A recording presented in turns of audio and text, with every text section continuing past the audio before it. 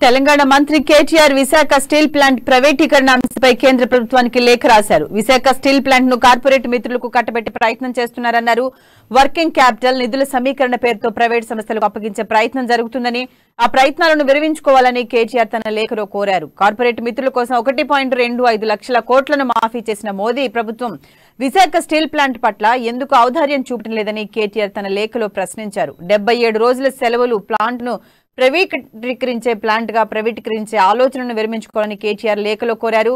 కేంద్రమే working capital ను ఎందుకు ప్లాంట్ కు ఇవ్వకూడదని ఆయన నిలదీశారు. విశాఖ స్టీల్ ప్లాంట్ నుంచి ఉత్పత్తి అయ్యే స్టీల్ ను కొనుగోలు చేయాలని, ముడిసరుకు కూడా దానికి కేటాయించాలని కేటీఆర్ కోరారు.